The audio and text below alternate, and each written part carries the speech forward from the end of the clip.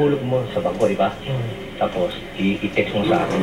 Transaction number. Yung transaction number. Yun, date, pangalan. 2 taon na nang makuna ng National Bureau of Investigation ang surveillance video na ito ng drug lord na si Ruben Chiu sa kanyang kubol sa loob ng Sablayan Penal Colony sa Mindoro Occidental. Nakipagtransaksyon si Chiu para sa bentahan ng illegal na droga. Bago ipadala ang droga sa kliyente, pinapa-deposit ni Chiu sa kanyang account ang bayad. Nakulong si Chiu noong 1999 sa kasong pagtutulak din ng droga. Nitong weekend, muling nag-operate ang NBI. Sa labas ng Sablayan Penal Colony, nakipagkita ang advance party ni Chiu na isa ring preso sa mga NBI agent na nagpanggap na buyer. Kinalaunan, si Chiu na mismo ang nakipagkita sa mga katransaksyon sa Barangay Yapang. Booking na nakakalabas-masok sa kulungan sa tulong ng escort na jail guard nang magpalitan na ng droga at mark money.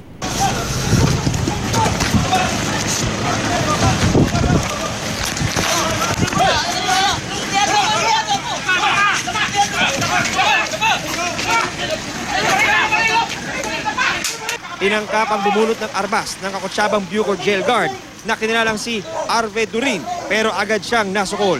Agad pinostehan ang perimeter para di na makalapit ang ibang puwersa ni Chiu.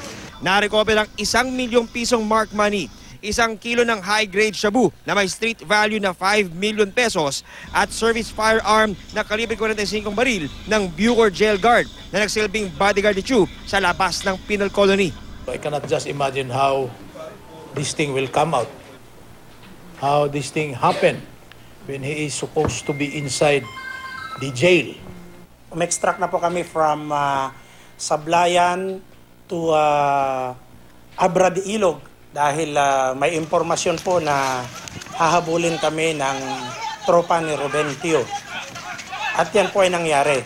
A matter of minutes lang po, may mga nagdatingan daw na grupo ng mga armadong kalalakihan at iba pa po na grupo.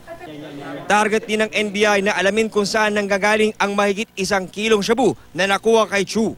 Hanapin kung saan ba ito nanggagaling.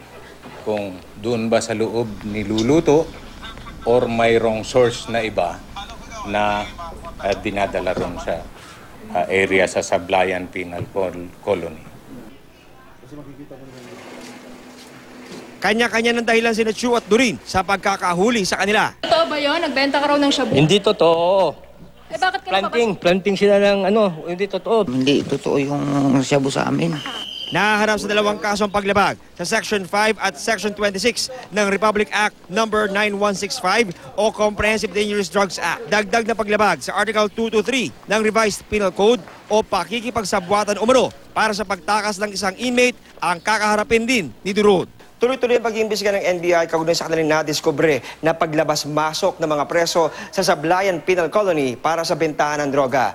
Nais daw nilang malaman kung gaano kalawak at kalalim ang operasyon ng sindikato at mapanagot ang mga taong nasa likod nito. John Consulta, Nakatutok, 24 Oras.